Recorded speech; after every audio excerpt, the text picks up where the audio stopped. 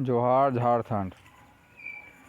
आज हम आपको जल संवर प्रबंधन से तात्पर्य धरातलीय और भौम जल संसाधनों के दक्ष प्रबंधन से है। जल संवर प्रबंधन जो है आपके ज़मीन पर जो पानी है सो और ज़मीन के नीचे जो पानी है उसका कैसे हम अच्छा प्रबंधन करें उसका प्रबंधन है।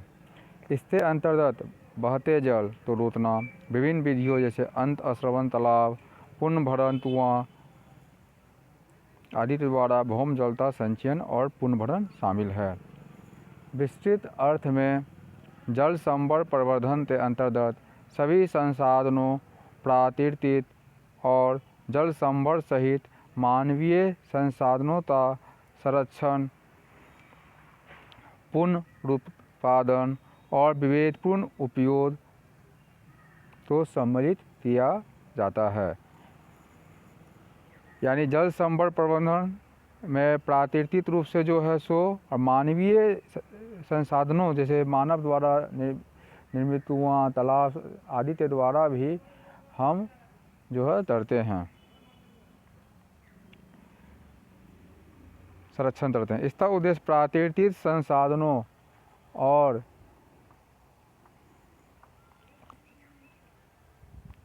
समाज के बीच संतुलन लाना है। हरियाली केंद्र सरकार द्वारा प्रवर्तित जल संवर विकास परियोजना है, जिसका उद्देश्य ग्रामीण जनसंख्या के पीने, सिंचाई, मत्स्य पालन और वन रोपण के लिए जल संरक्षण के लिए योग्य बनाना है। परियोजना लोगों के सहयोग से ग्राम पंचायतों द्वारा निष्पादित की जाती है। नीरू मीरू जल और आप कार्यक्रम आंध्र प्रदेश में और अथारी पानी संसद अलवर राजस्थान के अंतर्गत लोगों के सहयोग से विभिन्न जल संग्रहण संरचनाएँ जैसे अंतःस्रवण तालाब, ताल, जोहर की खुदाई की गई है और रोत बांध बनाए गए हैं।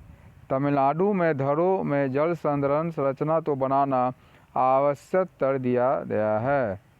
वर्षा जल संग्रहण एक कम मूल्य और पारिस्थितिकी अनुकूल विधि है, जिसके द्वारा पानी के प्रत्येक बूंद संरक्षित करने के लिए वर्षा जल के नलकूपों, गड्ढों और कुओं में एकत्र किया जाता है।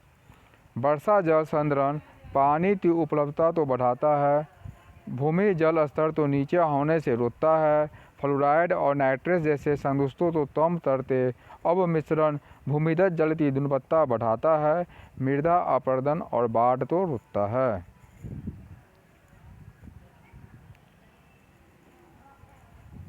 जल क्रांति अभियान भारत सरकार द्वारा 2015-16 में आरंभ किया गया, जिसका मुख्य उद्देश्य देश में प्रति व्यक्ति जल की उपलब्धता को सुनिश्चित करना है। इस अभियान का लक्ष्य स्थानीय निकाय और सरकारी संगठनों और नागरिकों को सम्मिलित करके इस अभियान के उद्देश्य के बारे में जागरूकता फैलाना है। जल ग्राम बनाने के लिए देश में 672 जिलों में से प्रत्येक जिले में एक ग्राम जिसमें जल की कमी है उसे चुना गया है। भारत के विभिन्न भागों में 1000 हेक्टेयर मॉडल कमांड क्षेत्र की पहचान की गई है। उदाहरण के लिए उत्तर प्रदेश, हरियाणा उत्तर, कर्नाटक, तेलंगाना, तमिलनाडु का दक्षिण क्षेत्र, राजस्थान, गुजरात का पश्चिम क्षेत्र, उड़ीसा का पूर्व क्षेत्र और मेघालय का उत्तर पूर्व क्षेत्र है। प्रदूषण को कम करने के लिए जल संरक्षण तो और कृत्रिम पुनर्भरण, भूमिगत जल प्रदूषण को कम करना, देश के चयनित क्षेत्रों में आर्सेनिक युक्त कुओं का मुक्त कुओं का निर्माण करना। यानी प्रदूषण कम करना पड़ेगा हमें, जल संरक्षण और कृत्रिम पुनर्भरण करेंगे, भूमिगत जल प्रदूषण तो कम करेंगे और देश में जितने भी कुआं बनेगा वो आर्सेनिक मुक्त कुआं का निर्माण करेंगे।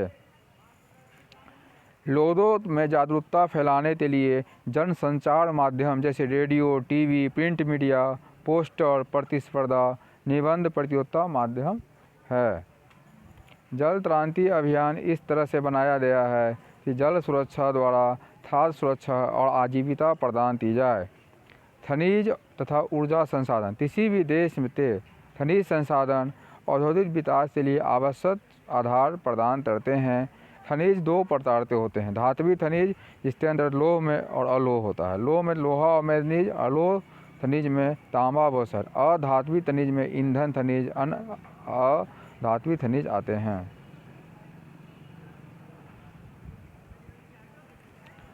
भारत में अधिकांश धात्विक खनिज प्रायद्वीपीय पठारी क्षेत्र की पहचान क्रिस्टलीय शैलों में पाए जाते हैं।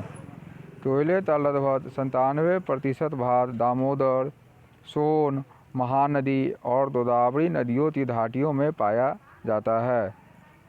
पेट्रोलियम के आरक्षित भंडार असम, गुजरात और मुंबई हाई अर्थात अरब सागर के अपतटीय क्षेत्र में पाए जाते हैं। नए आरक्षित क्षेत्र कृष्णा, गोदावरी तथा कावेरी बेसिनों में पाए गए हैं। अधिकांश प्रमुख खनिज मंगलोर से कानपुर को जोड़ने वाली कल्पित रेखा के पूर्व में पाए जाते हैं। भारत में खनिज मुख्यतः 3 विस्तृत पेटियों में सांद्रित है।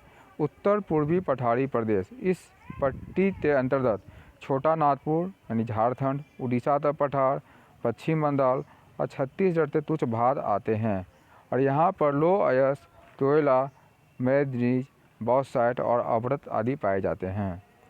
दक्षिण पश्चिमी पठार प्रदेश, यह पट्टी कर्नाटक, गोवा और सहस्पर्शी तमिलनाडु उच्च भूमि और केरल पर विस्तृत है। यह पट्टी लो धातुओं तथा बॉक्साइट इसमें समृद्ध हैं। इसमें उच्च कोटि के लो अयस्क, मैग्नीज तथा चूना पत्थर भी पाया जाता है। निवेली लिग्नाइट को छोड़कर इस क्षेत्र में कोयला निक्षेपों का अभाव है। इस पट्टी के खनिज निक्षेप उत्तर पूर्वी पट्टी के भांति विविधतापूर्ण नहीं है। केरल में मोनाजाइट तथा थोरियम और बॉक्साइट क्ले के निक्षेप हैं। गोवा में लो अयस्क निक्षेप पाए जाते हैं। उत्तर पश्चिमी प्रदेश, यह पट्टी राजस्थान में अरावली और गुजरात के कुछ भाग पर विस्तृत है। यहाँ के खनिज धारवाड़ क्रम की शैली से संबंध है। तांबा, जिंक आदि प्रमुख खनिज हैं। राजस्थान बलुआ पत्थर, ग्रेनाइट, संगमरमर, जिप्सम जैसे भवन निर्माण के पत्थर में समृद्ध हैं। यहाँ मुल्तानी मिट्टी तो भी विस्तृत निक्षेप पाए जाते हैं। डोलामाइट तथा चूना पत्थर सीमेंट उद्योग के लिए कच्चा माल उपलब्ध कराते हैं। गुजरात अपने पेट्रोलियम निक्षेप के लिए जाना जाता है।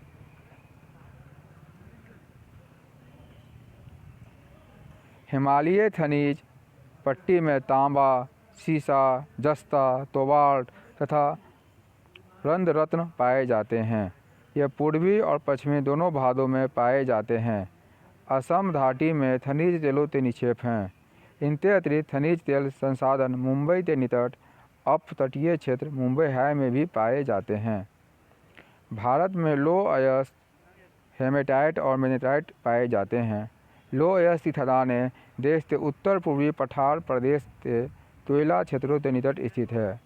लो अयस्क के कुल आरक्षित भंडारों का लगभग 95% भाग उड़ीसा, झारखंड, छत्तीसगढ़, कर्नाटक, गोवा, आंध्र प्रदेश और तमिलनाडु राज्यों में विस्तृत है। उड़ीसा में लो अयस्क सुंदरगढ़, मयूरभंज, झाड़ स्थित पहाड़ी श्रृंखलाओं में पाए जाते हैं। यहाँ की महत्वपूर्ण खदानें दुरु महिसानी, सुलायपत, बादाम पहाड़ मयूरभंज, तिरुवरुतद्वसर तथा बोनाई सुंदरगढ़ है। नोआ मंडी और दुआ जैसे अधिकतर महत्वपूर्ण खदानें पूर्वी और पश्चिमी सिंहभूम जिलों में स्थित है। यह पट्टी और आधे दुर्ग, दांतेवाड़ा और बेलाडीला तक विस्तृत है। दिल्ली तथा दुर्ग में राजहरा की खदानें देश की लो अयस्क की महत्वपूर्ण खदानें हैं। कर्नाटक में लो अयस्क के निक्षेप बल्लारी जिले के सुंदूर हसीपेटे क्षेत्र में तथा चिकमंगलूर जिले के बाबा बदून पहाड़ियाँ और तुंद्रमेत तथा शिवमोगा, चित्रदुर्ग और तुमुतुर जिले के कुछ हिस्सों में पाए जाते हैं। महाराष्ट्र के चंद्रपुर, भंडारा और रत्नगिरी जिले, तेलंगाना के करीमनगर, वारंगल जिले, आंध्र प्रदेश के कर्नूल, तरप्पा तथा अनंतपुर जिले और तमिलनाडु राज्य के सलेम तथा नीलगिरी जिलों में लो अयस्क की खनन के अन्य प्रदेश है। गोवा भी लो अयस्क के महत्वपूर्ण उत्पादक के रूप में उभरा है। धन्यवाद।